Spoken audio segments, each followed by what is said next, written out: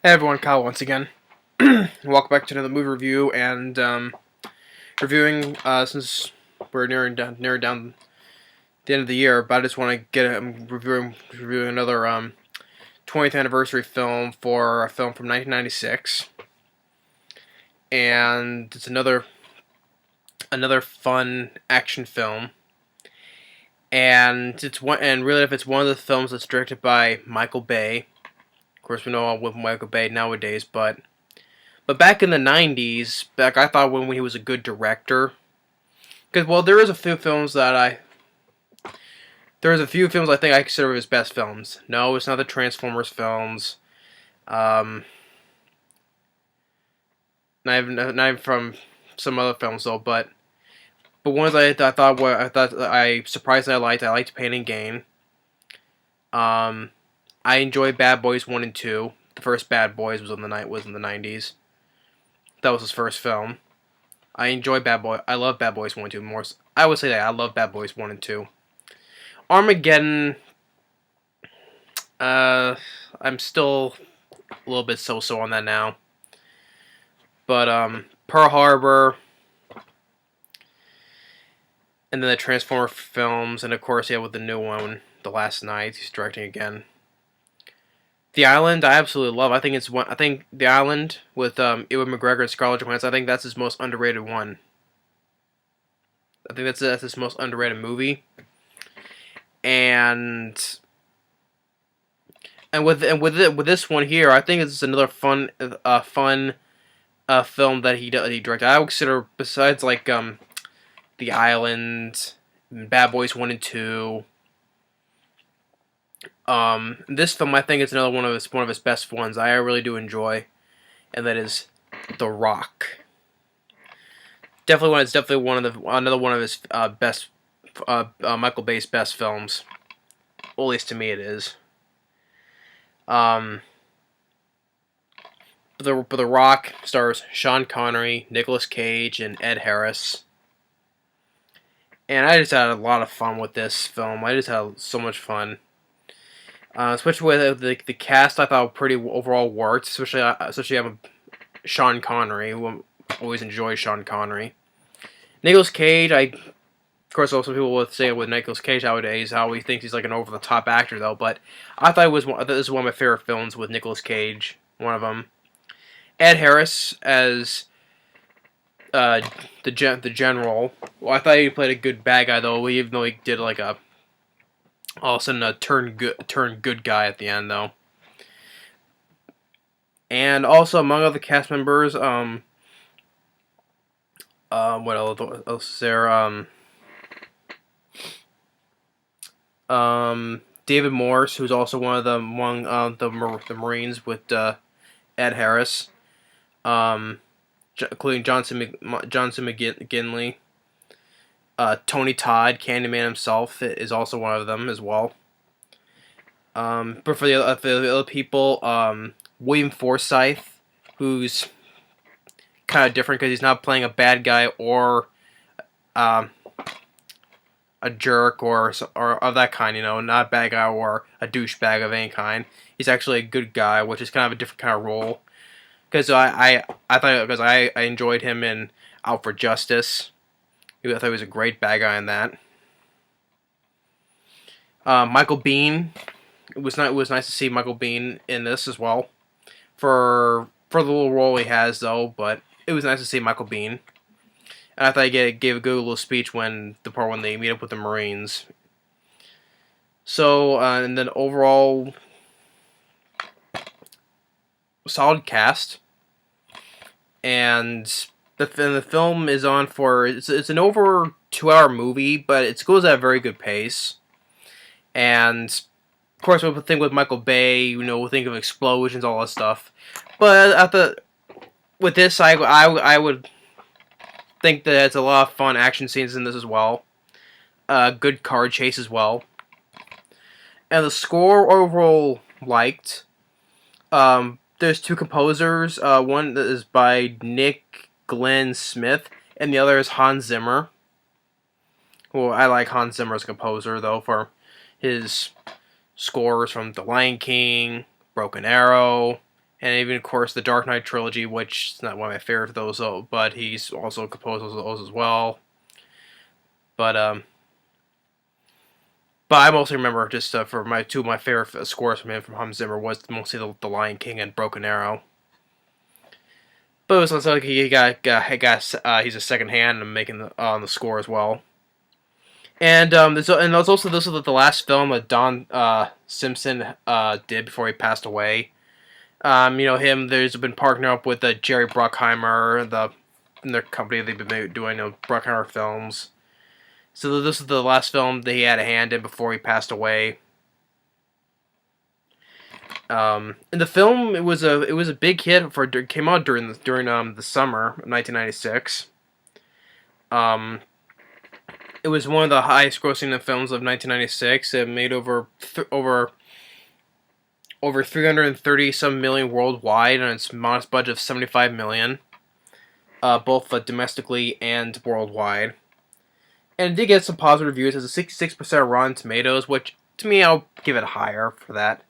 But it has like a 7 point what's the how much it has? A 7.4 IMDb. That's I would say that's fair enough. And I think it's a fun action film. Yeah, if people don't care for Michael Bay, which nowadays I mostly don't care for Michael Bay though, especially with the Ninja Turtle movies he's producing, but in the Transformers films. But back when he was good, like you got Bad Boys, and they got this film, and even when in 2005 the film I think his most underrated one, The Island.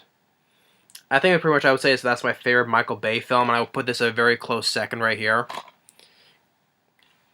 But yeah, I think this is my second favorite film from Michael Bay, and then I believe The Island I would put first. And it's always because why I say because I think it's down as his most underrated one though. But this one is such a fun movie, so I would say in this case I think Michael Bay did a very good job directing this film. And it's also it's produced by Hollywood Pictures, which Hollywood Pictures I don't think is pretty much done. I don't think they have not made a film in years, because even though they had some big hits like this film and The Sixth Sense, but they had a lot of flops looking up. So that's why probably they have not made a film in years. I think it's only back all the way 2007, so it's been like almost 10 years. By 2017 comes out, yeah, 10 years they haven't made a film, so that sucks. Well, of course, like I bring that up again because that was also made by Hollywood Pictures. But anyway, getting back to The Rock. The whole gist of it is that Ed Harris plays General Hummel. Him and a group of rogue, basically Marines. They steal some missiles. It has these very toxic chemicals, and they take over Alcatraz, which called The Rock. Alcatraz in San Francisco, and they take some tourists that are visiting Alcatraz hostage, and they demand the government pays $100 million. And because the reason why he's also doing this because there were some of his men that died on some missions that the government basically just swept under the rug, and just probably didn't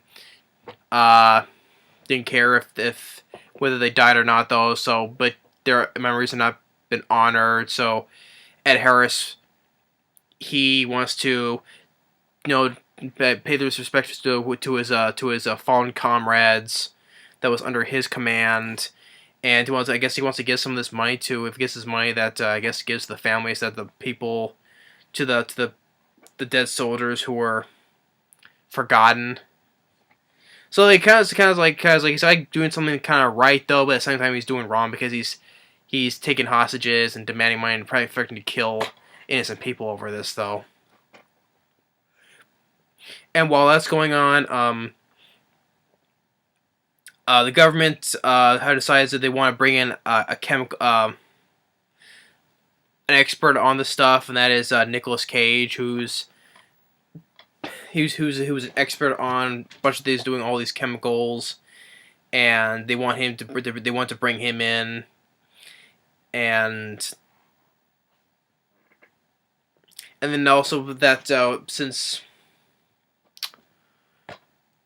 um they're getting a team together. They're getting a team together, which is led by Michael Biehn, but they don't know how to actually, because I'm sure they know that they have the whole place secured, and they'll probably see them coming. So what is they do is they bring in this prisoner who has been to Alcatraz, who has memorized how to get in and where to this place, named John Mason, played by Sean Connery, and they bring him the long hair. And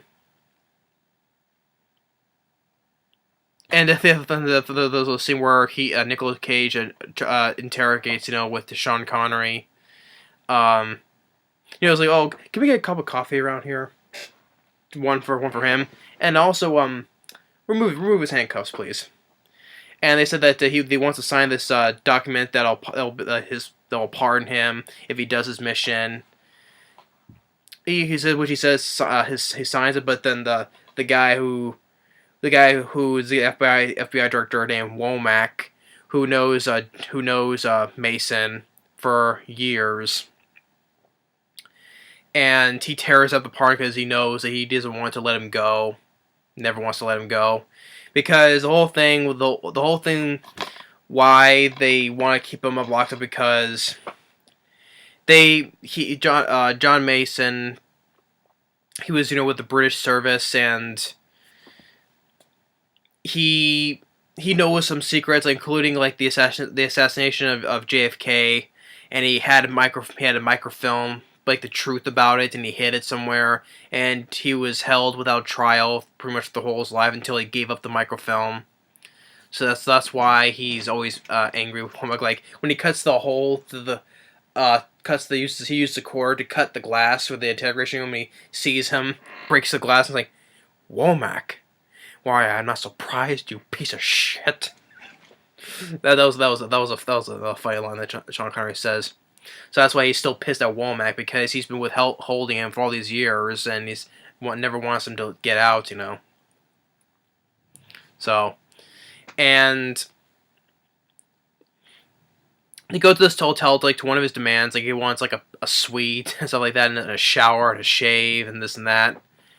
And where he wants to, there's this guy who was a groomist, for haircuts and stuff, and they get like Womack says, takes the scissors away, like, with these scissors, this man can kill you. And Sean Connery goes and says, well, I can't cut off someone's balls with a trimmer now, can I? And John Mason, he's not stupid, so he knows he doesn't trust Womack, and after the haircut, even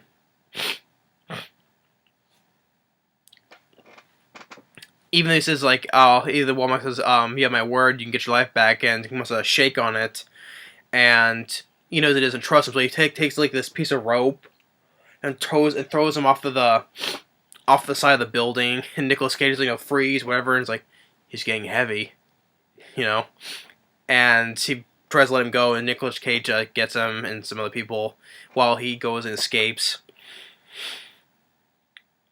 And then you get to this fun car chase where Sean Connery steals this Humvee, and there's a bunch of FBI agents chasing after him.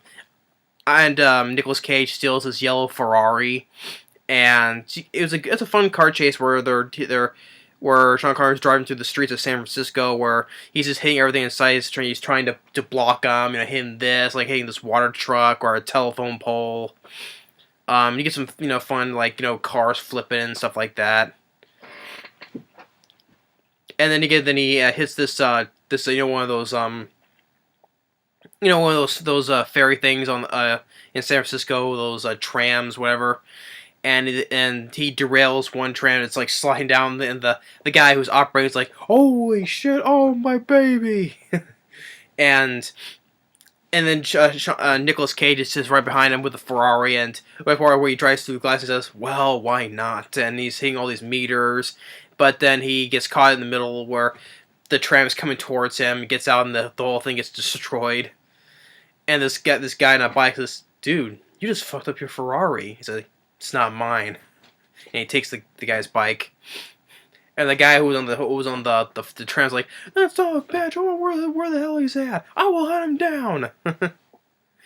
And then Sean Connery, he gets a chance to meet up with his daughter, who he has not seen in years. Even though he wants, she doesn't know him that well, but he wants to get a chance, to just to catch up or whatever he's missed out on her life. He wants to, get a chance to, what was it? Basically just catch up with each other, and how it talks about, how she talks about what happened between him and her mom, and him saying, like, "You're like the only piece of evidence, like, that I exist, and I'm not an evil man. If you believe that, then it's a start." And Nicolas Cage covers for him, saying that he's working with us, which he thought he escaped. Well, basically he did though, but Nicolas Cage says, "Oh, he's working for us." And then after when Nicolas Cage has another funny line where he says, like, "Let's cut the chit chat, a-hole. You almost gonna kill me. You almost killed me twice, and my jaw hurts like hell." And he says, "Good." And then when they discuss when they're gonna go, how they're gonna get into Alcatraz, so Sean Connery goes with them, and Nicolas Cage goes with him because he's like the only one who knows how to disarm these missiles.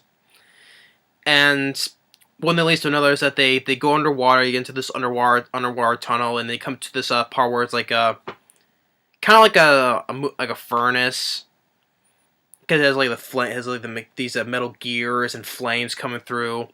And this is how he got through. Was one part he memorized the timing, and he knows how to go, and he gets through it. And he's like, "Oh, he jumped on us. He bailed out on us." And then he opens the door, and Sean Connery goes, "Welcome to the Rock."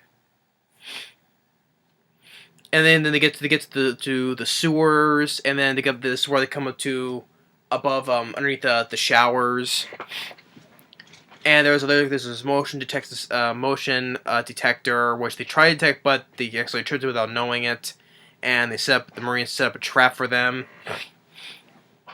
And Michael Biehn, I thought had a good little moment here when he was talking to Ed Harris, and it's like, "Sir, we know why you're out here. God knows I agree with you. But like you, I swore to defend this country against all enemies, foreign, sir, and domestic. In general, we spill the same blood in the same mud. And you know goddamn well that I can't give that order because, Ed Harris said, he tells everyone tells him to drop your weapons, and he says that, goddamn well I can't give that order. And it's like, and he said, and what was the note? The next line is like, you men following the general, you're under oath as United States Marines. Have you forgotten that? We all have shipmates we remember. Some of them that were shit on and pissed on by the Pentagon. But that does not give you the right to mutiny." And then Ed Harris like, "You call it all you want. You're down there. We're up here. You walked into the wrong goddamn room, Commander." And he says like, "Drop your weapons." He's like, "I can't give that order. I can't give that order." So Michael Biehn had a good little speech there. And then they all start getting to the gunfight. They all get killed. Michael Biehn gets killed. And, Ed Hart's like saying, "Cease fire, cease fire." But they're not listening. They just continue killing all the soldiers.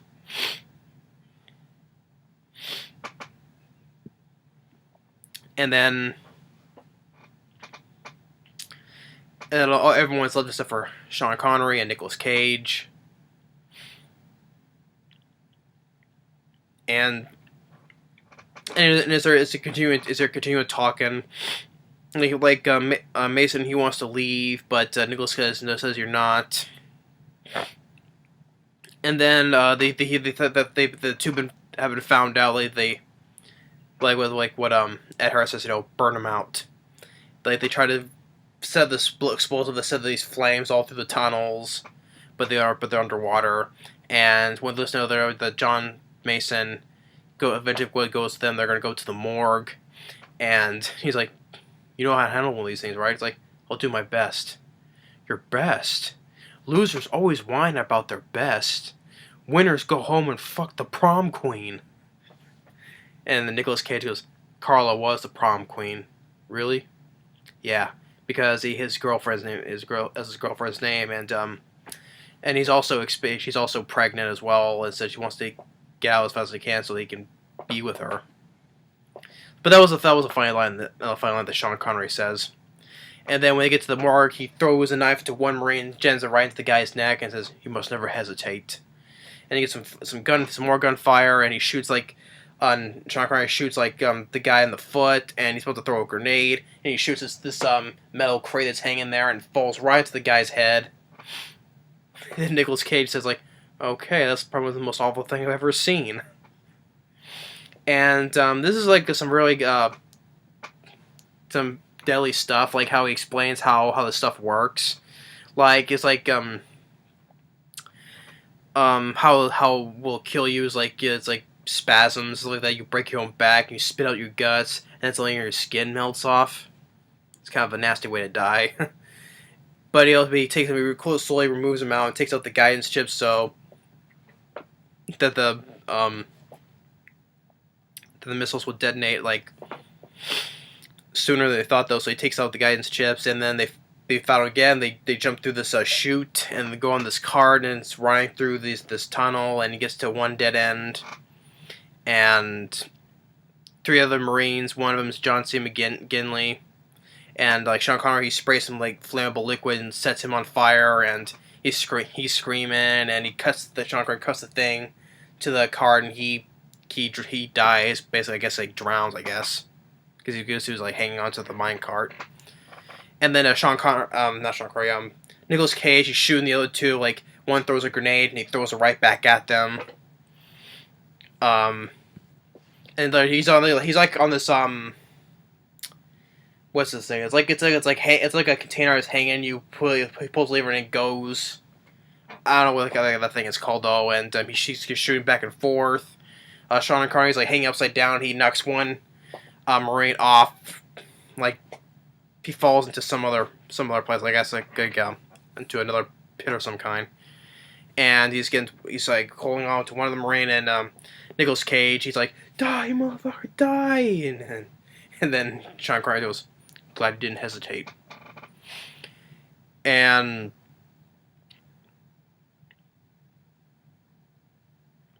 then Ed Harris takes one hostage. He threatens to kill this person if he gives up the guidance chips, but Sean Connery goes and just smashes them. So he decides to go out there himself to talk, and while Nicolas Cage gets the other missiles as well, and identifies to him, and it's what he was like, well, why are you doing here? How are you mixed up in all this? He's like, well, I have a unique knowledge of this place. In fact, I was formerly a guest here, General, sir. And he's and he also says I don't see how you cherish the dead by killing another million, General, sir. Personally, I think you're a fucking idiot. And then Nicolas Cage, he destroys one more chip though, but he gets caught, and him and Sean Connery are both thrown in cells.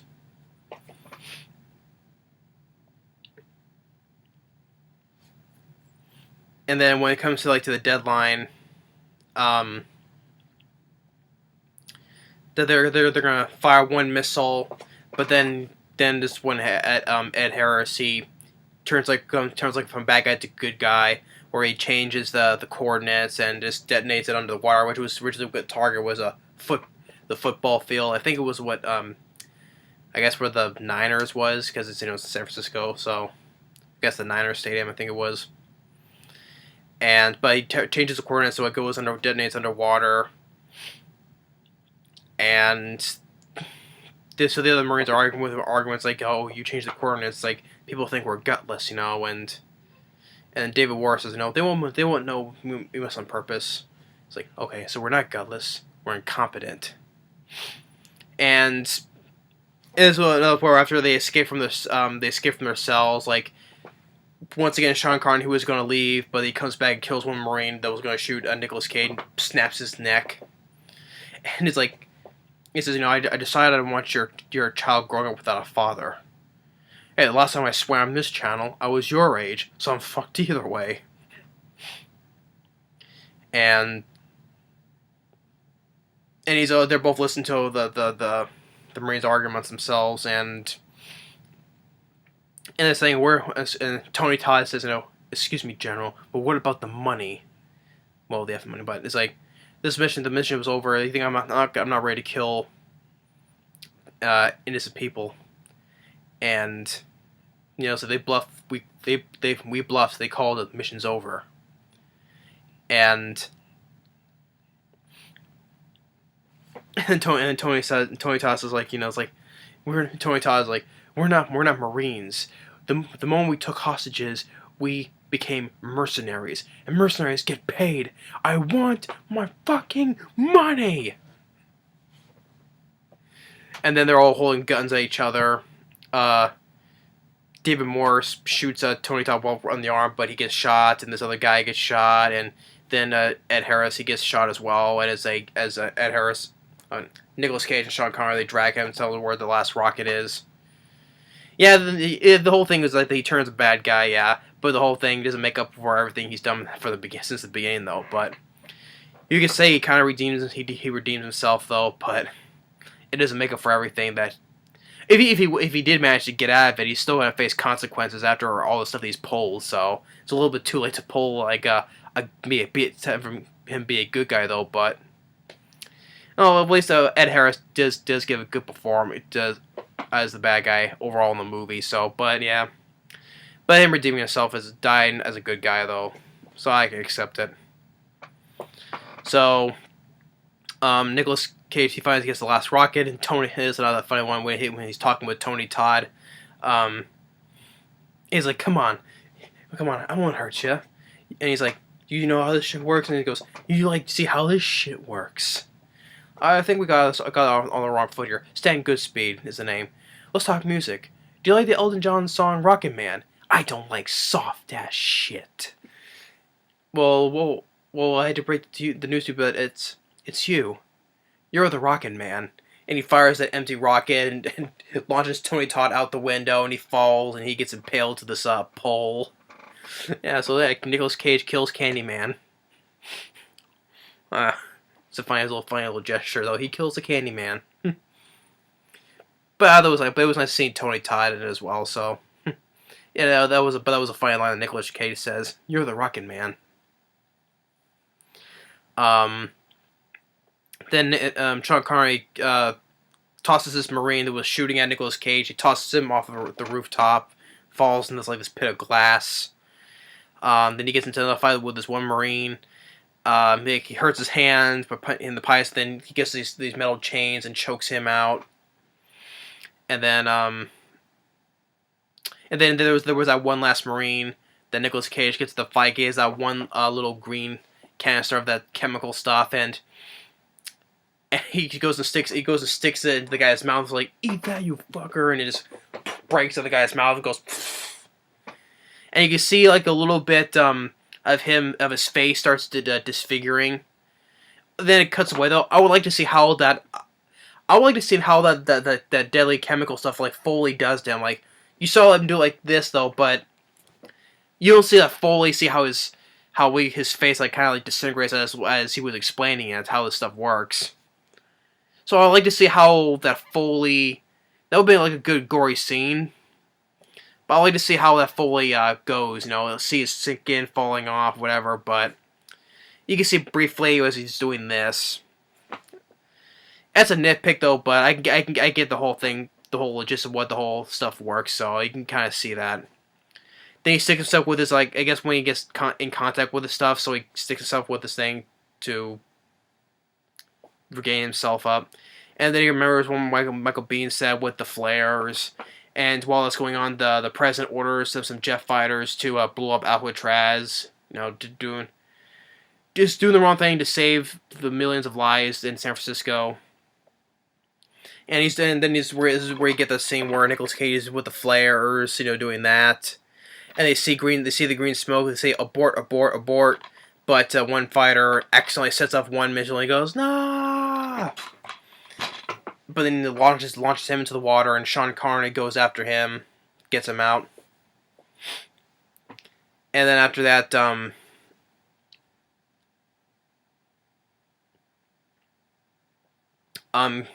Mason, you know, says, you know, thank you to Nicolas Cage, and then he tells that Womack tore up his part, and he's like, oh, I knew he would. And then he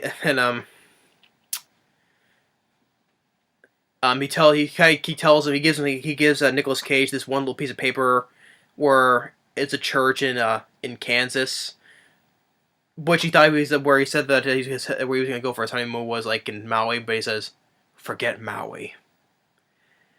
And then you see him in the distance. Then when Nicolas Cage turns, he's gone. And then when William Forsythe gets there, he tells him that he's dead. He's been vaporized. And then when Womack gets there, and then William Forsythe tells the same thing, vaporized. And part of me wonders that how the way he said to Womack, I guess he kind of like knows that he's not dead though. I guess how the way how William Forsythe, how Nicolas Cage said to him, and then he said to Womack. I guess part of me thinks he kind of knows that he thinks he's still alive as well, William Forsythe. But that's just me. That's why I thought that. It's how the way Nicolas Cage told him, than how he told Womack, played by John Spencer. How the way he told him, I think it kind of knows that he's alive as well, but doesn't say like, oh, he's alive now. And so, and then it shows with that Nicolas Cage is in Kansas, where the church that Sean Connery gave, and his wife, well, yeah, because they just got married, or this says just married on the Volvo.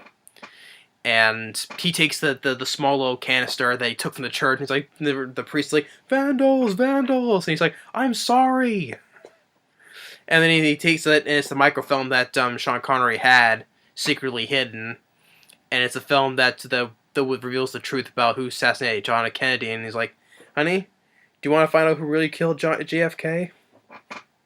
And then when the credits go, it says in the memory of Don Simpson. So yeah, The Rock, I had fun with. It's my second favorite film from Michael Bay. Then the third would be Bad Boys, both 1 and 2.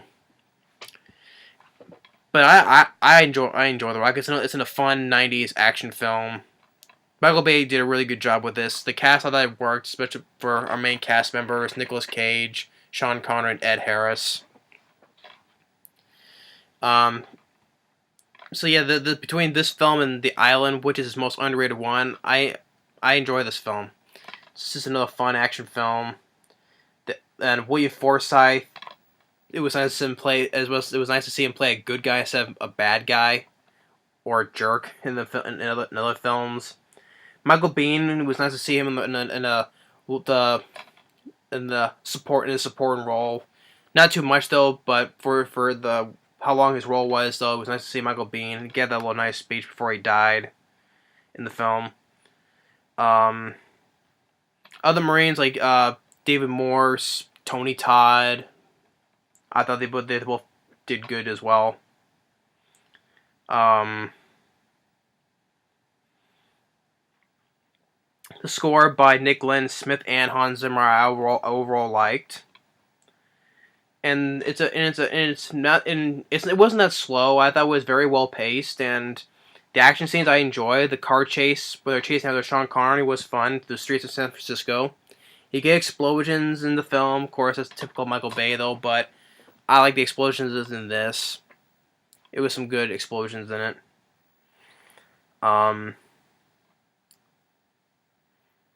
Yeah, so I just had lots of fun. I just had lots of fun with The Rock. It's a good. It's worth doing a 20th anniversary review. So yeah, my 20th anniversary review of The Rock. I would give it a thumbs up. So this one I would definitely give my kudos to Michael Bay back in from 1996. With good cast members with Sean Connery and Nicolas Cage. One of my favorite films with Nicolas Cage and Ed Harris were good as well. The humor I thought was funny, like some funny lines from Sean Connery and Nicolas Cage. But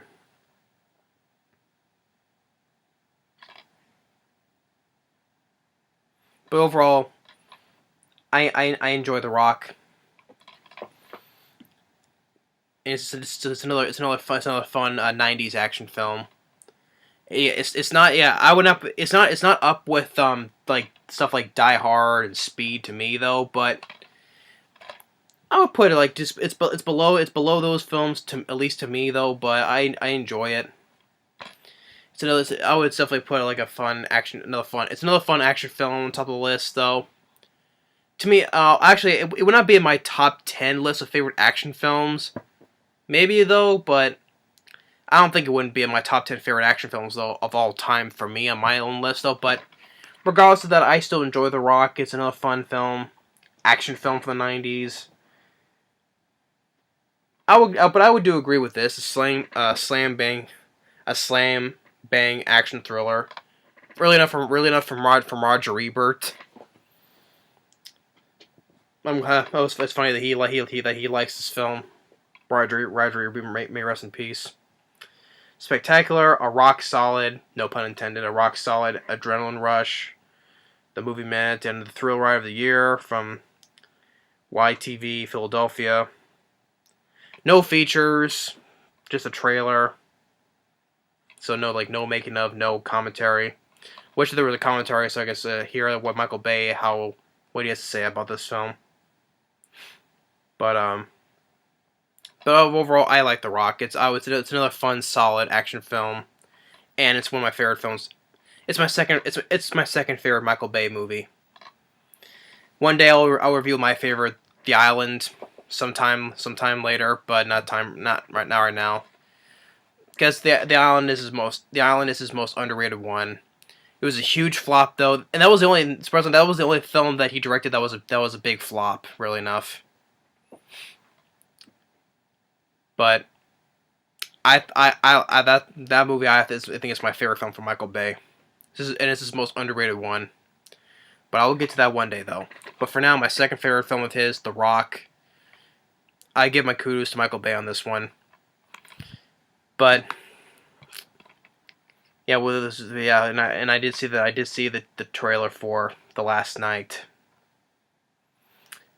I'll have to do a video on that though, but what are my thoughts on that though, but not right now. But just for now, this is my review of the 20th anniversary movie review of The Rock. Thanks for watching. Hope you enjoyed it.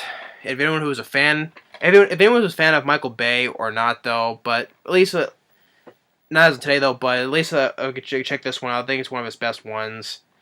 If anyone was who enjoys these three main cast members right here.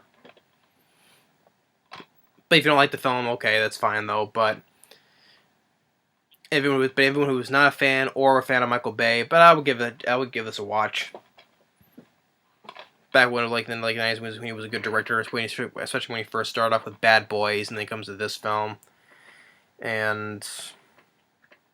But yeah, that's my 20th anniversary movie review of The Rock. I enjoy it. Fun action film. Thanks for watching and stay tuned on the next movie review. Later.